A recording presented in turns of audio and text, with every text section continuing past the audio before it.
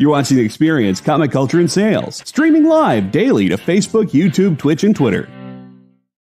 Hey, everybody. We're going to have a great conversation today with Phillip Kennedy Johnson talking about James Bond and his run on Action Comics and stuff like that. But before we do that, I do have to acknowledge the very sad passing of comic artist Jason Pearson. Now, Jason was known for his creator-owned series, Body Bags, as well as having worked on Deadpool, Spider-Man, Batman, Legion of Superheroes, Savage Dragon, and just a plethora of other titles. Now, Jason passed away of a heart attack last month, but it happened around the 19th of December at the age of 52, which is way too young. But he passed then, and his family kept it quiet because they didn't want it to affect anybody else's holidays. But it obviously very much affected theirs. And from everybody here at The Experience, we want to give our sincerest condolences and prayers and just to their family and his friends, and wish him the best. Stay tuned for the Dan Wickline Show.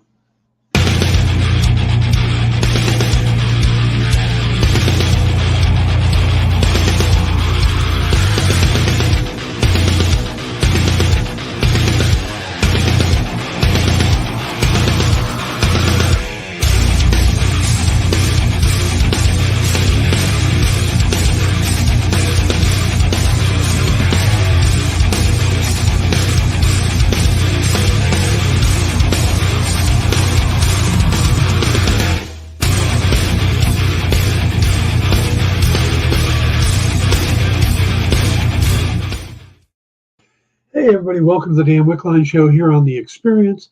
We have a terrific guest today. We also have a guest tomorrow. Let me go ahead and plug that real quick. We have from Fair Square Comics, Fabrice Sapolsky, who's going to be joining us tomorrow. And then on Thursday, we are going to talk about the series premiere of The Last of Us and whatever else news is coming up this week. So we're going to focus on guests for the next 2 days. And let's go ahead and bring in our guest. He is an incredible comic writer. He's worked on just a ton of franchises: Aliens, Dark Crystal, his own series, The Last Gods, and then currently he's writing Action Comics for DC and 007 for Dynamite. Phillip Kennedy Johnson, how are you doing, sir? I'm great, Dan. Thanks a ton for having me on here. Oh, thank you.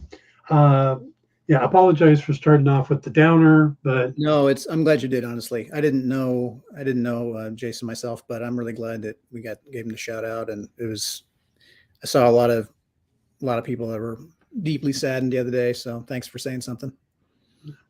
So, you are currently working on James Bond and Superman at the same time.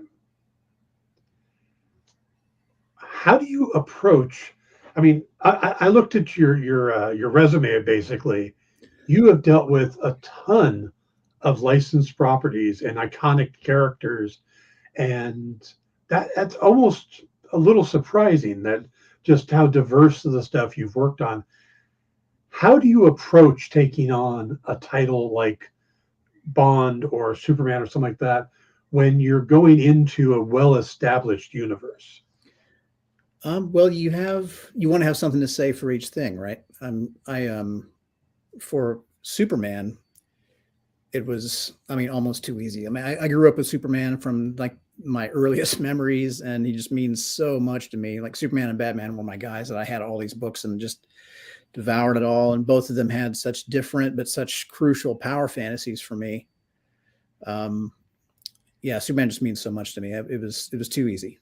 I have a very clear vision of who Superman is in my head, and I just could not wait to put that version of him on the page and just let everyone see the Superman that I see. Superman, you're trying to show everyone like what we can be, like what we're capable of. We're trying to show everyone the best of us. for the Bond story, I did not grow up with James Bond from a very young age at all. I didn't. I mean, I'd seen a lot of the movies.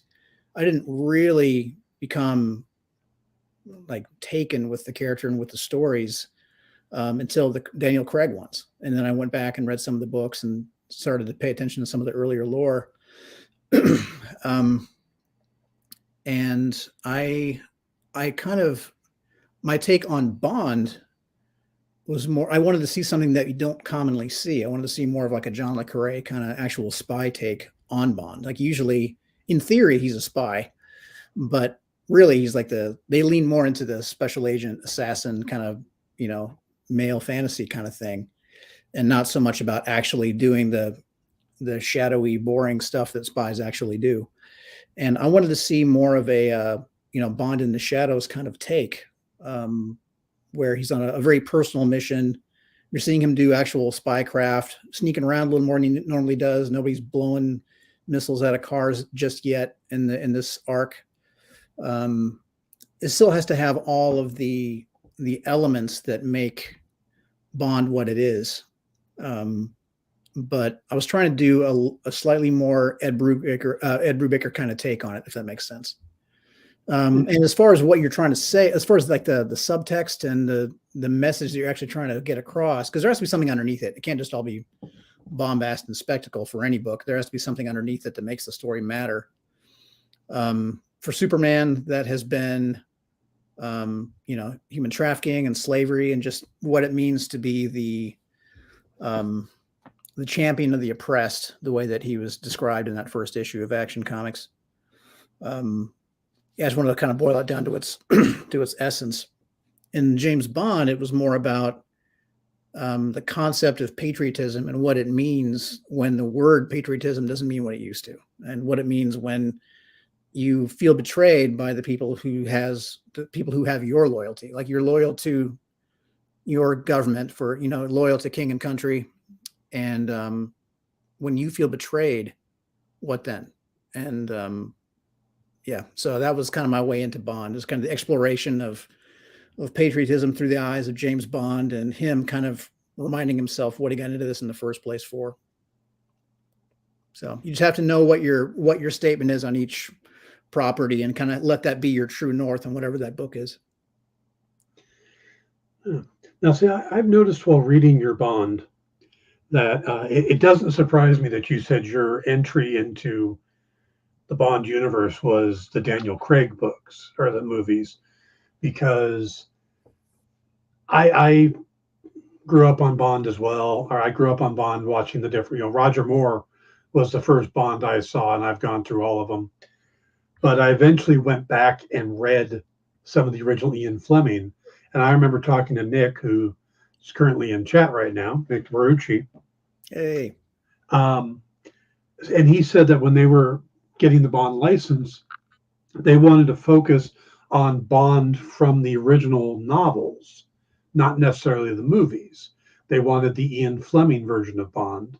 Right. And there is a different feel to the character in the books to what we get in the shows. And it wasn't until Daniel Craig that I really saw that true feeling again. Exactly. That force of nature, a blunt instrument, as M calls it in one of the movies. Exactly right.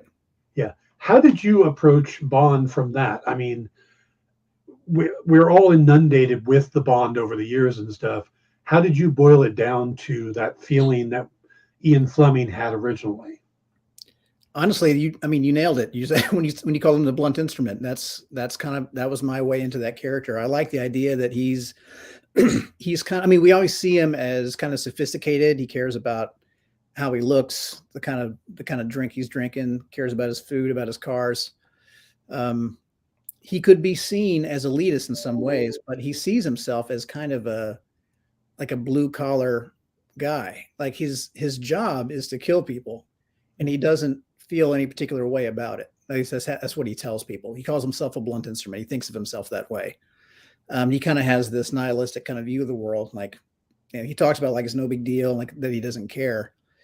And I kind of that's an element that I don't always see in a lot of the older films. You see him a little more little more suave and, you know, smarmy is too strong a word, but not necessarily, not a blunt instrument, you know.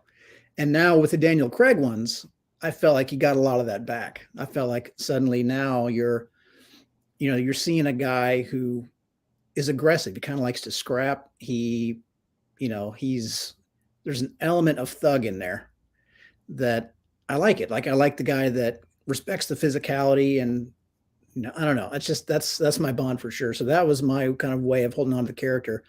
And there's another character that we introduced in this series, in the current 007 series, named Gwendolyn Gann, who's a 00 that kind of helps train him up.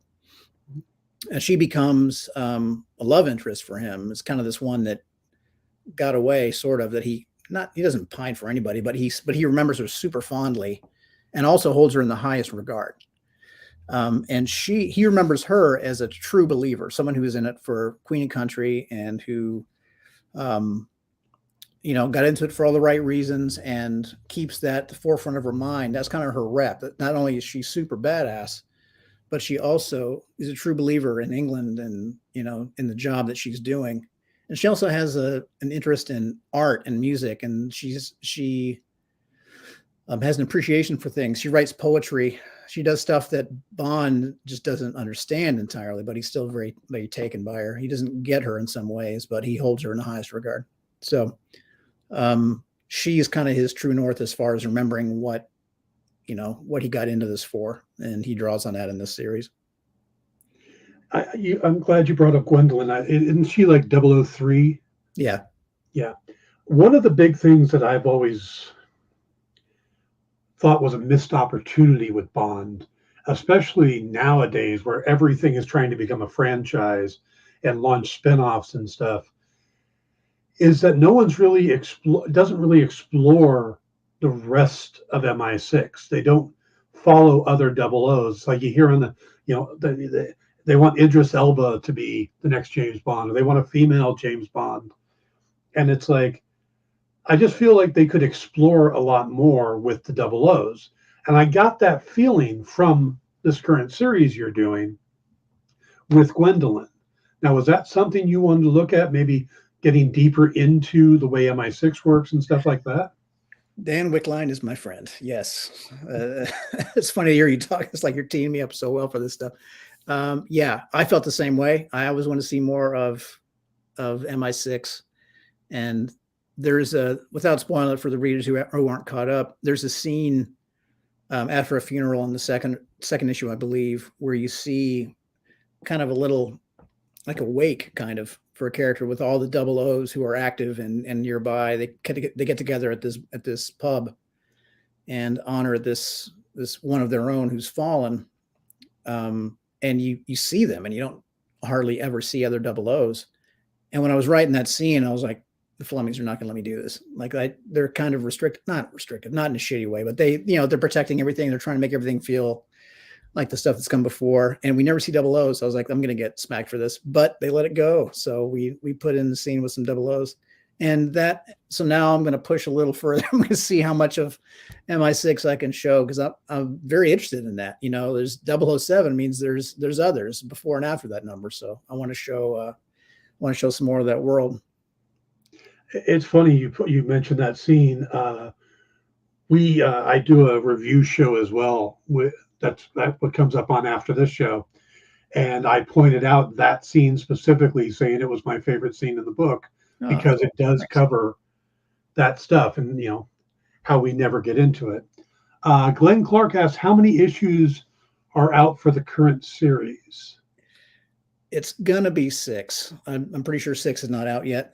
That is the end of this arc, and I have been cleared to say that there's gonna be more Bond coming up. Shouldn't talk about what, but when I came onto the book, it was for 6 issues, and I was about to turn in number 6, and I reached out to my editor, Nate Cosby, and I was like, I thought of an ending that's not what I pitched. That's way better, and it would lead into something else, and they let me do it. So there's going to be more Bond. Nice. So there's going to be quite a reveal in the last issue. So I hope everyone checks it out. Okay, I'm going to put my writing hat on because of what you just said. How often does that happen to you? Is that a normal type thing for writing, where the story kind of changes its own path as you're going?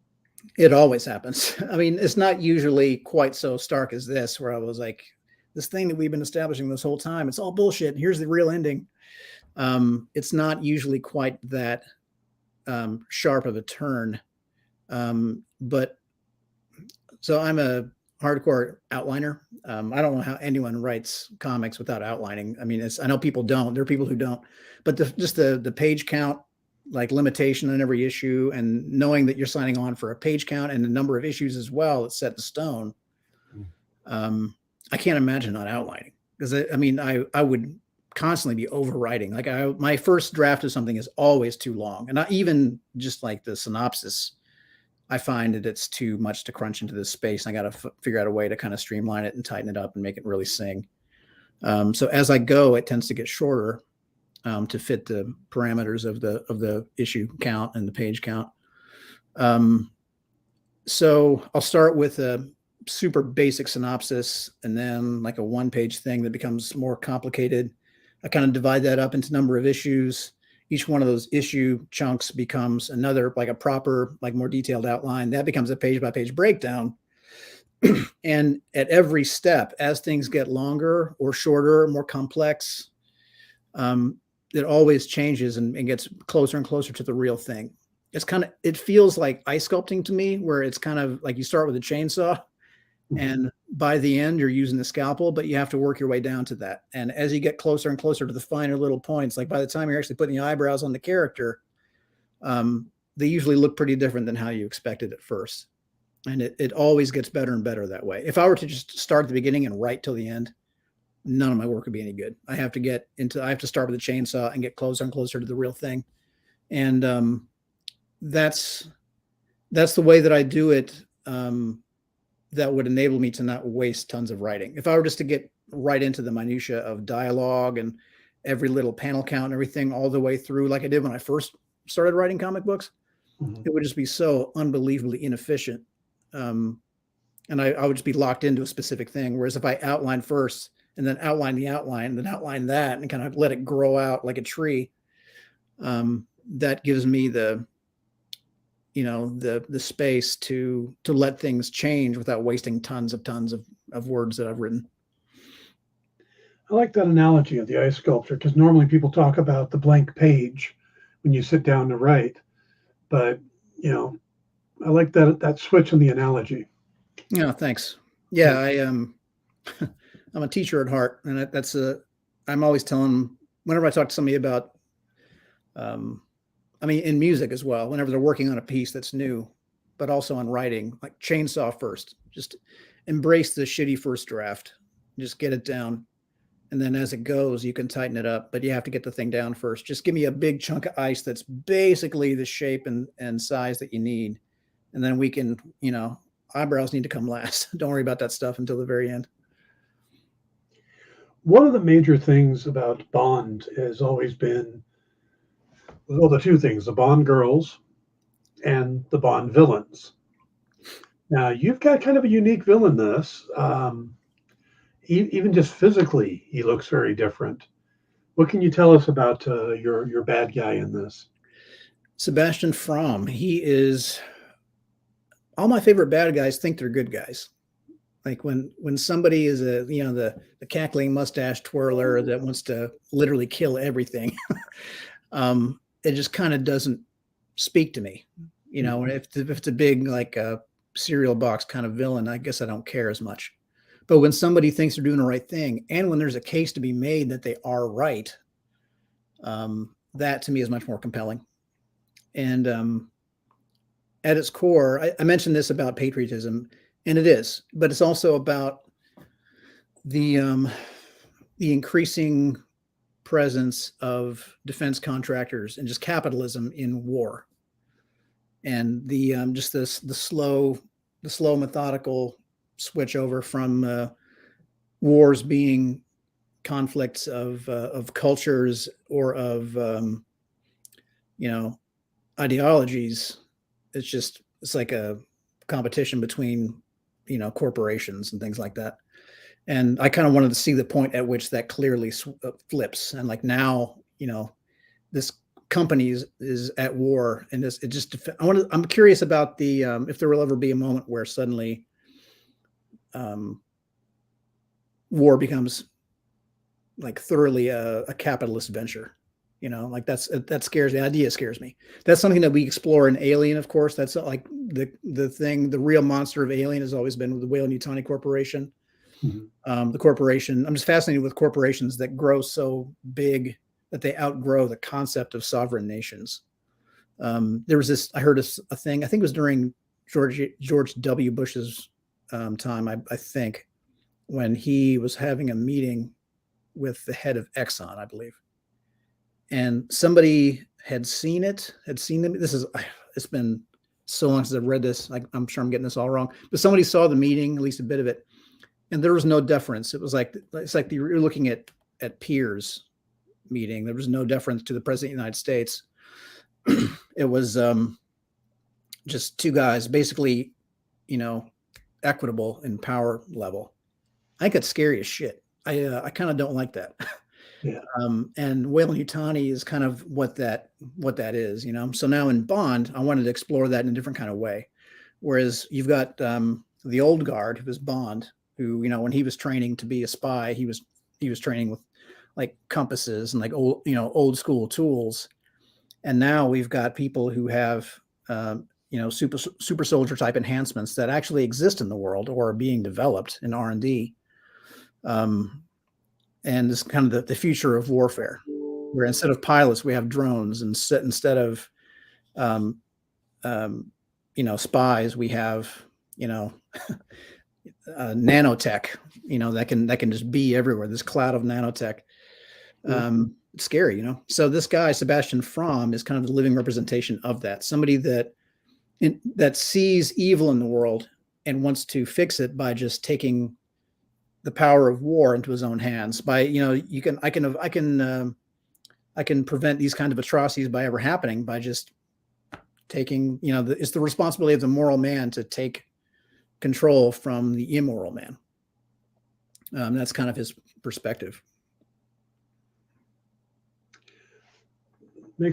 Comes to another point, but before we do that, let's take a quick break, and we'll come right back with Phillip Kennedy Johnson. Stay tuned.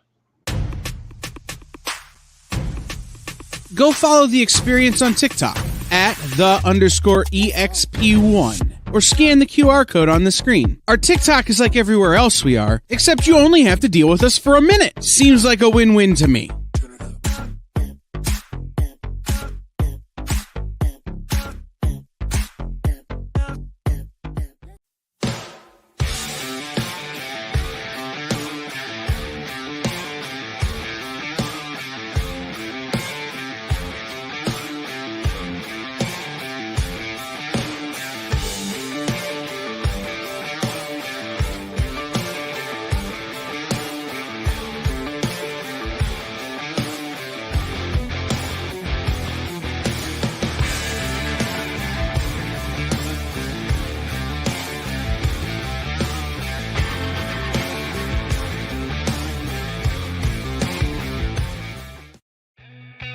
Programming on the EXP is made possible by viewers like you, or your local comic shop, or that Kickstarter you backed, or the publisher you like, or comic industry professionals who want to share a message with the world. Really, anyone who wants to advertise with us can. If you're interested in seeing a product you know and love, or are creating, or are publishing, or are involved with, advertised here on The Experience, and having your message shared with our viewers, please reach out by scanning the QR code below or visiting our website and using the contact form.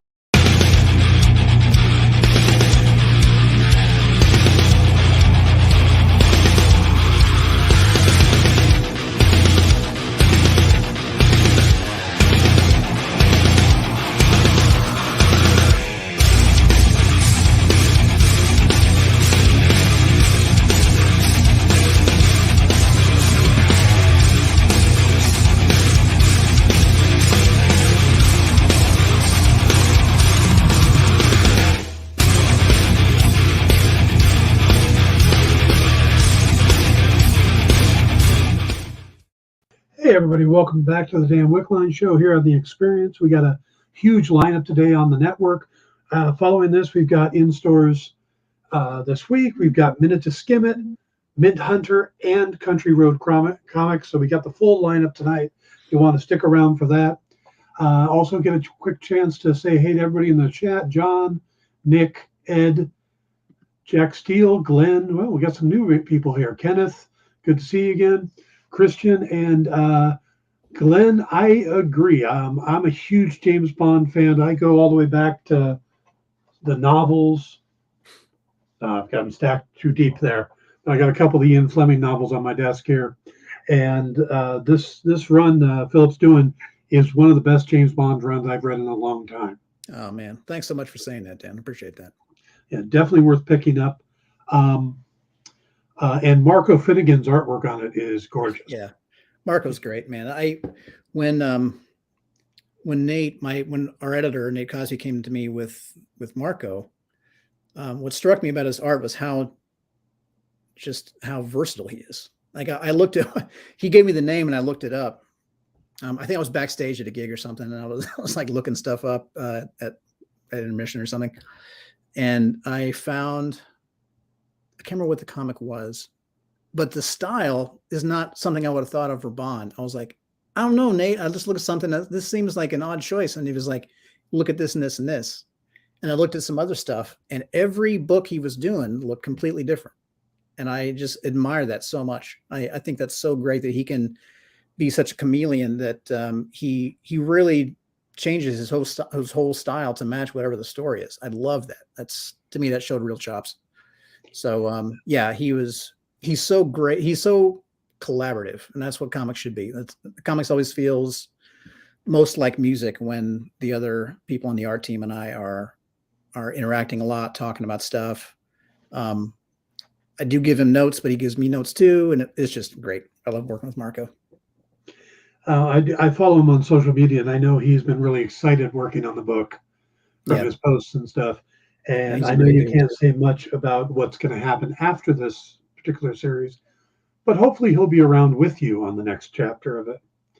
Now, I won't ask you to answer that. Sorry, I can't say. I understand. But Nick's in the chat. So Nick, stick with Marco. You were talking about, I'm going to tie this back into your other series now. You were talking about From and villains. And I have a pet peeve of mine is the way Lex Luthor has been handled in most media. I actually did like a 20-minute video on the psychology of Lex Luthor and why they get it wrong because they treat him like a megalomaniac instead of a narcissist. Right. And it sounds like some of your description of From also works for Lex Luthor. Do you see any correlations between the two, and how do you approach Luthor? They are similar to the extent that both of them are like, only I can fix it. You know, they are creatures of ego for sure. And they're scientists. They got into this whole thing as scientists, basically. I mean, I don't know if that was Lex's first love was science. I think Lex's first love has to always have been himself. He's a creature of ego, you know, and he sees himself as the great hero, and From does as well. From thinks that he sees, things like Rwanda or, what's happening now in Ukraine. And he was like, the only way to trust the people in charge of these decisions are to be the one in charge. Like I will take war and make it my own thing, take ownership of it. He gives this analogy of the death of Philip I, and it's completely invented. I hope nobody gets pissed at me if there's any history buffs out there. Like the time of Philip I, there's not a whole lot documented, but the ancestor of Alexander the Great, most likely, in which supposedly Philip was about to invade this area and just like wipe the land clean of these tribes. And what happened? He was in the story, he was wounded, and he called on a childhood friend, a doctor, to come and treat it, to bleed him, to bleed to clear the infection out. So he did bleed him. And the doctor plants this one little pomegranate seed inside one of the wounds. And Philip dies as a result of the infection. and by extension, he saves, countless lives. And when Fromm read that story, that just transforms his whole worldview. I mean, he's like, that doctor is his hero. So he sees himself as the man with the scalpel and the pomegranate seed. And he just makes the defense using nanotechnology and biotech and the marriage of the two. He forms a new kind of mercenary force that no one else can really hang with, and becomes the only game in town for warfare. So in that regard, he sees himself as the only one with the skills to do what is necessary. And I think Luther has that same ego. But I do think that Fromm is in it for the benefit of mankind, in his own mind. And Lex, I think, is more unapologetically selfish. Fair enough. All right. And we were talking about the lore and stuff of 007, and you're getting to play with some of the 00s other than Bond a little bit. Is there any other aspects of the character's history that you'd like to play with that you haven't had a chance to yet? One of my favorite of the novels is one of the Horowitz books more recently that gets into his origin, like how he became a 00. And that was really fun. And that's why I wanted to bring about Gwendolyn Gann. The character was a character that came about from a couple different angles. I wanted to see a Bond girl that was just like a tiny bit older, for one thing. I thought that'd be interesting because there's some line from one of those books. It might even be the same book, actually, but he calls somebody Bond. The narrator says that a girl is 5 years his junior and 10 years too old, or something like that. And I thought that it was pretty representative of who Bond has been in the past. Like he's always been that guy, kind of. But what if there was I wanted to see a Bond girl that was a little bit older or his own age, that he kind of always had this flame for. And not just eye candy that walks in and out of the story and is forgotten by the time the next movie starts, but somebody that he will never forget. So it's something like they had something to teach him too, I think just that aspect of origin is something that I've always been very interested in. I would love to see Bond, honestly, before he was a 00. I kind of want to see him during his Navy years. But I haven't done that yet. And I'm not sure how that would even work. But I just love the idea of flashbacks where you see Bond in kind of his formative years. But really, I want to see the other 00s. I want to see the relationships between Bond and the others. And I wanted to see that different spin on the Bond girl. Those were kind of my big priorities. Like see a different kind of Bond girl. Let's see some other 00s and where that all leads us. I think there are things to be when the Bourne movies first came out. I know those books have been around forever, but when the Bourne movies started hitting, there was all this debate. It was really just internet noise, like clickbait stuff, like, what's better. And I do think there are lessons to be taken from the Bourne films, how they did certain things. So that's something that's kind of been on my mind as I've been writing these stories. I'm looking at things like John le Carré novels, Ed Brubaker's work, like all of it. I think Brubaker's the shit. I love that guy's work. But also the Bourne films. Like what can we take from these elements and make a new kind of Bond story that still feels like Bond, that all the Bond fans still love, but shows us something with a little more depth. I think to talk about that, I think the Bourne films probably did play a big part, at least in the opening of Casino Royale. Yeah. That scene with the bomb maker. Totally. Which is one of my favorite scenes in any Bond movie. Me too. Because it's totally the finesse and stuff of the free runner versus the force of nature that is Bond. And I remember watching that scene going, yep, I'm in on this Bond. Totally. Me too. That's what I've been wanting for Bond. Like I don't care about about how the drinks come out. I don't care about how the bow tie is tied. I don't give a shit about like all the foppish stuff. Probably my favorite line in that film was he's at the bar and the bartender's like shaking her stirred and he's like, do I look like I give a damn? I just love that just kind of callous rudeness a little bit. Mhm. I love that he doesn't care about his drink yet. I love that he's just kind of he's just a scrappy, mean, kind of chip on his shoulder kind of guy. I just love it. I love that movie. And yeah, like the opening, that thing when parkour was all the rage and the Bourne movies are out and they bring out this Bond who's blonde headed and different looking, and there's like physicality you don't often see in a Bond film. I was, as you say, I was just all in. And so that's what's been on my mind in these books. Now, we've been talking about him as a force of nature, and Bond is always wins in the end. But what do you see as being his biggest weakness? What brings the character down? His biggest weakness. That's a great question. I mean, part of Bond's appeal is that he is apparently without weakness, right? Like this, the male power fantasy, like he always gets the girl, always wins the fight, has the car and the watch and all this, all the stuff.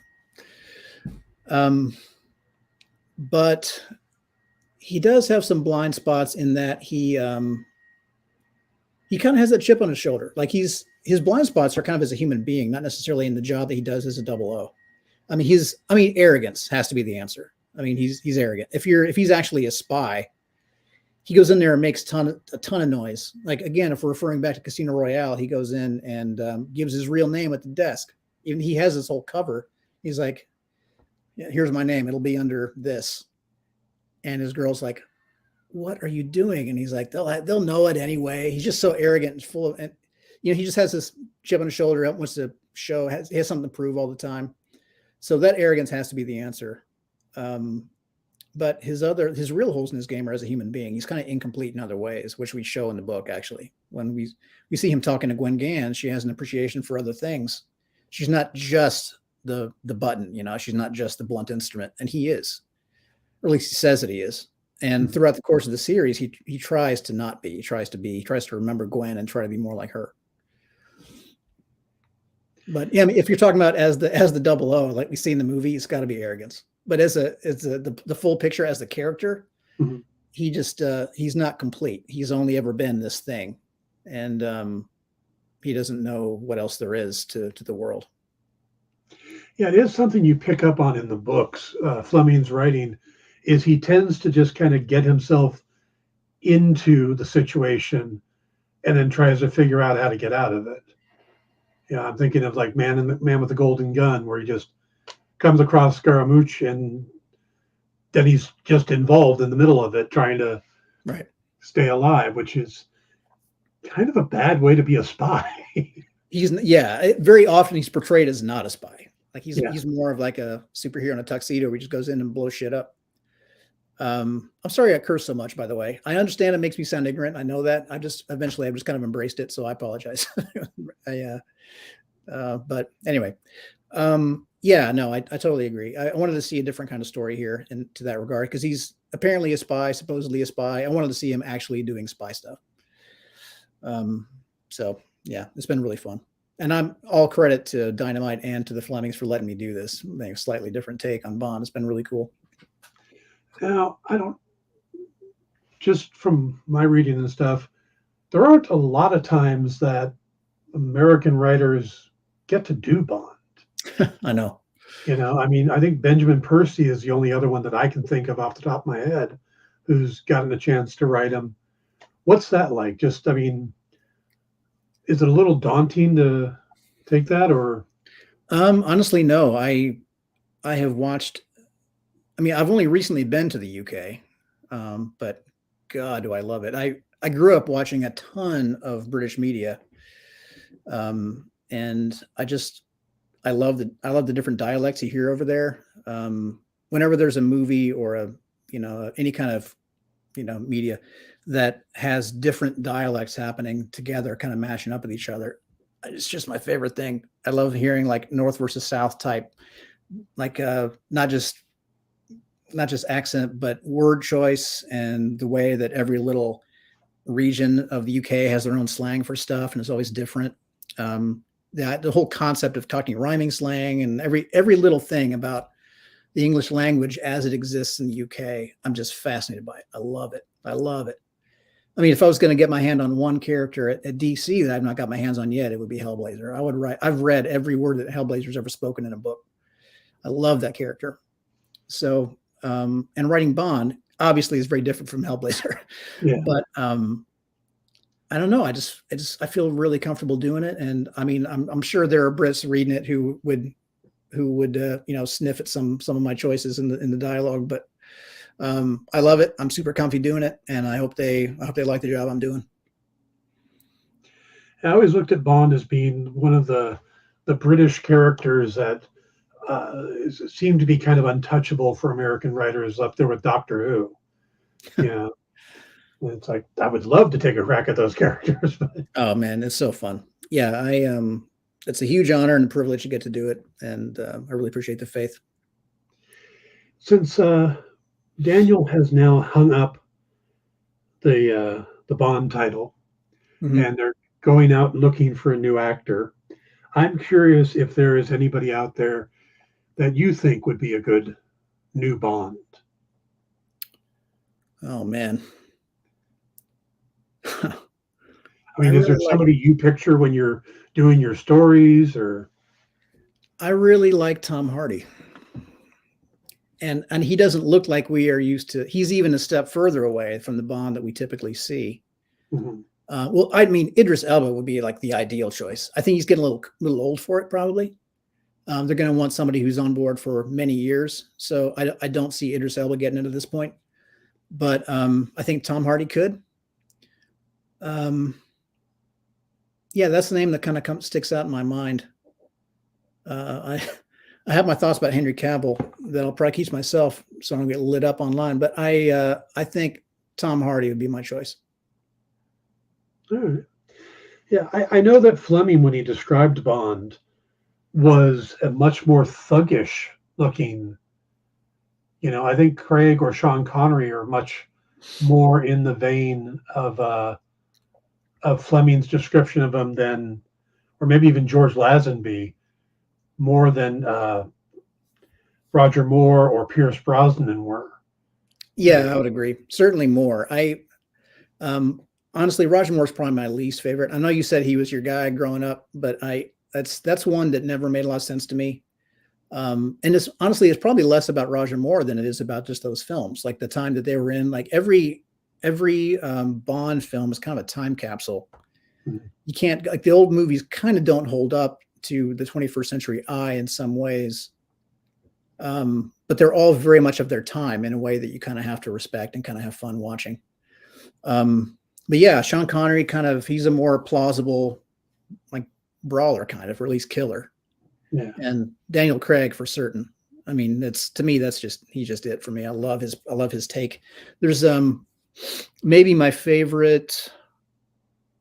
It's hard to say favorite, but a scene I really, really like, besides the ones we discussed, is one where I think it's Skyfall, and he's going through. They're putting him through his paces to see if he's ready to get back in the field again, and he's still injured. He's still got the wound that is not. He's still kind of favoring it, and it's not really feeling that great. And he's on the range. He's not doing as well as he used to. So he takes some shots. The grouping is real wide and spread, and he looks at the guy watching him. It's like on his pad, just kind of watching and judging. He gets super pissed, and he just takes his gun. He just starts walking towards the silhouette, like bam, bam, bam, bam, bam, and just like looks really aggressive. Has this big F you look on his face, like screw you, you're still dead, kind of a look. And that just sums up who I want Bond to be. Like it's. He might not be able to, like, in that moment, he's not holding it up from behind the line like he's supposed to, but he doesn't care about the rules. He's just like, screw this, watch, I can still do it. And he tries to get through just on aggression alone. And just that, I just love that. I love that. So that's what I always try to tap into when I'm writing the character. Just that, he's not a brute, but he's also not, I don't know. He's not delicate. All right. We need to take one more quick break, and then we will come back and finish up with Phillip Kennedy Johnson. Stick around.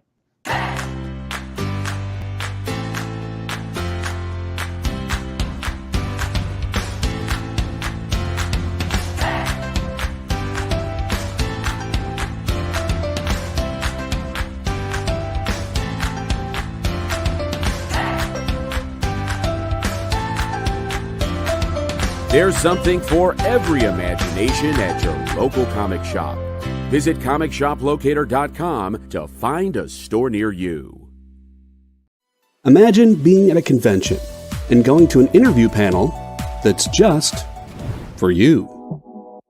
No bustling crowds, no hours-long lines, just you, the moderator, and your favorite comic book creators. Well, this is pretty much that.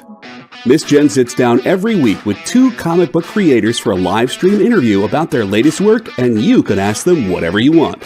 It's Talking Shop, Mondays at 5 Eastern on The Experience, Comic Culture and Sales.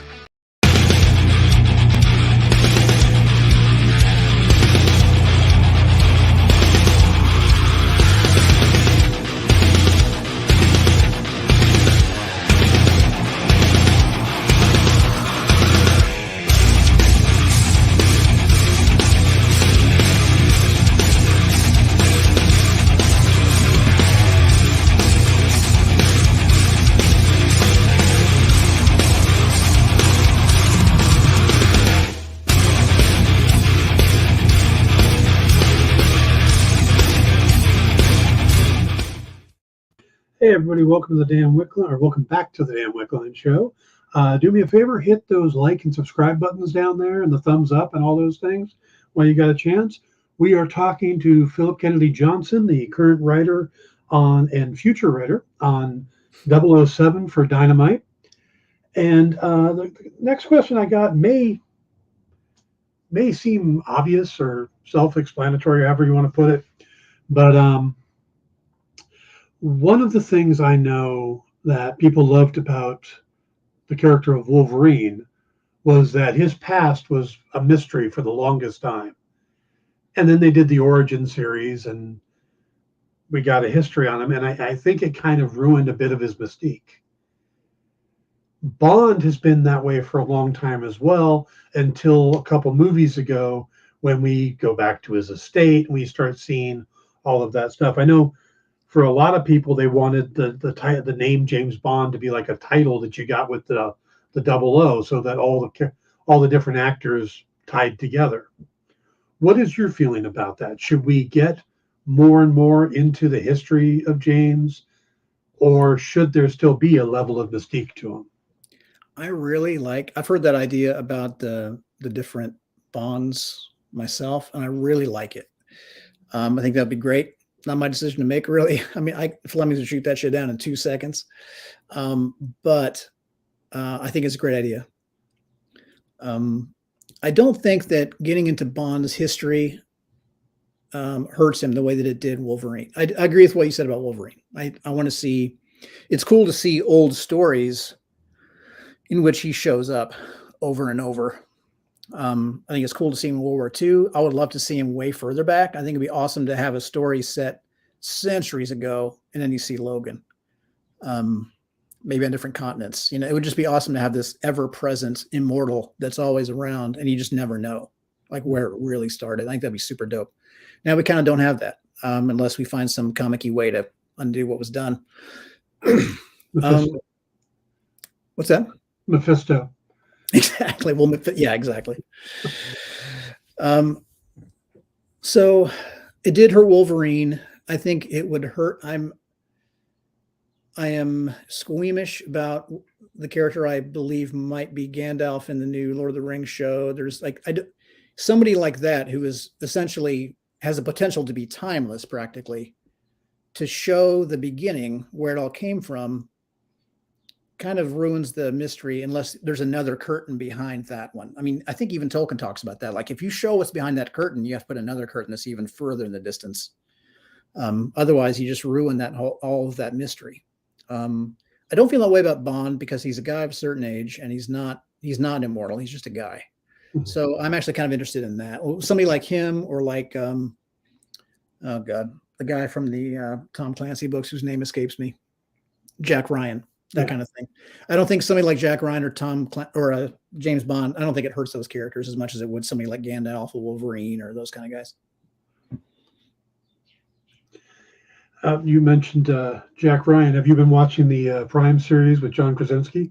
Sadly, no. I got too busy. I did start the first season and liked it a lot, actually. I've got a few episodes in, and got torn away. I kind of find it hard to watch a lot of TV, not as much as I would like. I will be finding time to watch Last of Us in the next day or two, though, because I'm dying to see that. But generally, I don't watch a whole lot of TV. And that's not a slam on TV at all. We're in like this golden age of amazing content, and I should watch more.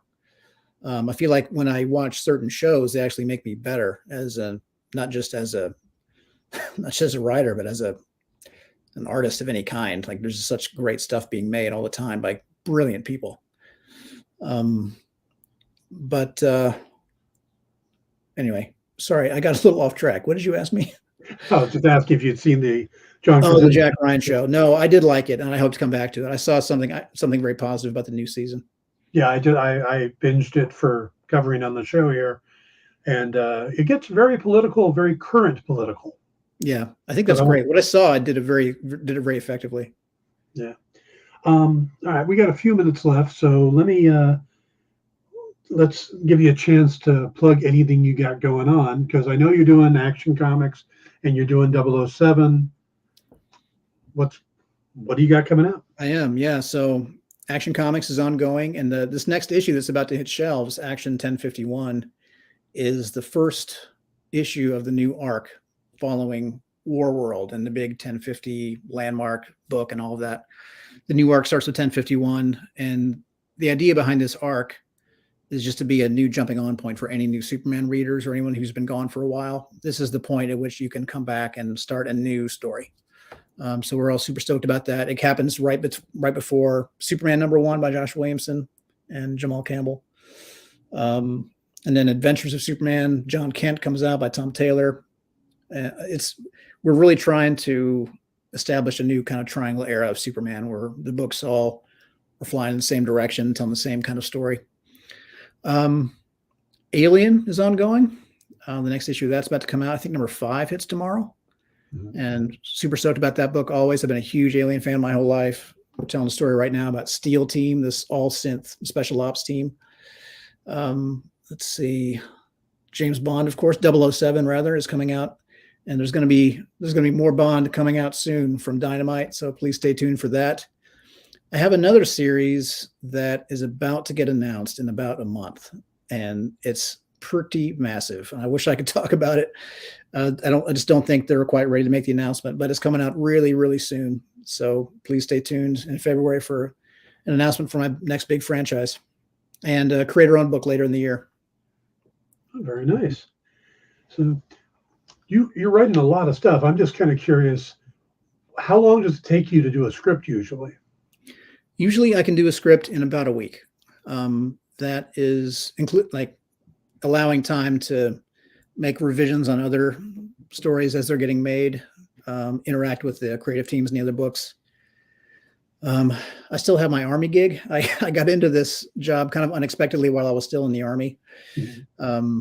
And I still have a couple more years left on my Army service. So I stay busy, but you make time for the things you love, right? Absolutely. All right. So Action. Well, the door here is always open. Thank you, Dan. I really appreciate that. You got big things coming up in your creator-owned stuff. So please feel free to come back anytime. I'd love to. You're a great interviewer. Thanks so much for making the time for me.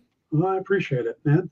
And for you guys out there, check out Aliens, which is Marvel, 007 from Dynamite, Action Comics from Superman. Any other companies that should be hiring you, man? I can't say yet, but yeah, there's other stuff coming. So just keep your eyes out. More books from other companies coming out super soon. All right.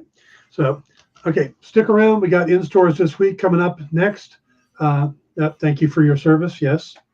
So, and we got a full lineup today. And also remember to hit that subscribe button on YouTube. We got a big announcement coming up that you're going to want to be part of. So do that, and we will see you guys a little bit later. Thanks, everyone. Night, everyone. Join the party. Head over to our link tree to find all the links for everywhere the experience is all the time.